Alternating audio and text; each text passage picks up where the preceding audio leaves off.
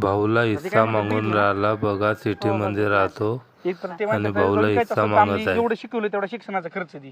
आणि बरोबर आहे ना दादाचं पण, ते वहिनीला शिकवायचं होतं लग्न झाल्यावर, माझ्या शिक्षणासाठी त्याने वहिनीचं शिक्षण बंद केलं. सगळ्या गोष्टी मला पण समजल्यात आता. ते काय होतं, जर आता विकलं ना आपण ते विकाय जाईल, पण आपल्याला आपल्या हाती काहीच लागणार नाही. काय करू, लय विकण्यात आणि त्यात मजा नाहीये. जमीन आपल्याला पण गावाकडे पाहिजे, निम्याने निम आपल्याला भेटेल. आणि हे पण काही सोपं नाही, दादा ते लय कष्ट करतात. मग आपण एक काम करा, तुम्ही दादांकडून काय होतंय का बघा. दादाला मी म्हणलोय बघू, दादा जरी हा म्हणला तर ठीक आहे, नाही म्हणला तरी थोडंफार कुठून तरी काहीतरी ऍडजस्ट करून देईन आणि बाकीचं आपण EMI वर फ्लॅट घेऊ. चालेल मग आता, कारण की दुसरं काय ऑप्शनच नाही आपल्याकडे. गप बसल्यात फक्त मजा आहे, नाहीतर मग आपलं सगळं अंगलट येईल. हा, कारण की काहीच भेटणार नाही. चला बघूया काय बोलतात. बघण्यासारखं आहे, समोर बघा तुम्ही. काय बोलले असते ते? काय आता त्याने फुगून दिला असं काय बोलायचं, आपल्यालाच कळायला पाहिजे. मग काय.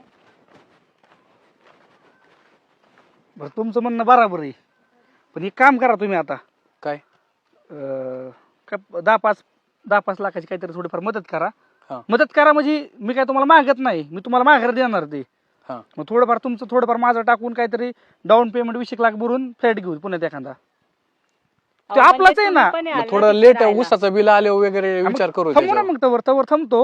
ऊसाचं बिल आलं की घेऊन टाकू. ते म्हणजे घेतोय म्हणजे आपलाच आहे ते शेवटी. अरे पण हे तू आरामात पण हे एवढं करायचं सांगू शकत होता. आला काय म्हणतोय माहितीये का, आता काय म्हणला फ्लॅट घ्यायचा आहे, चांगली गोष्ट आहे.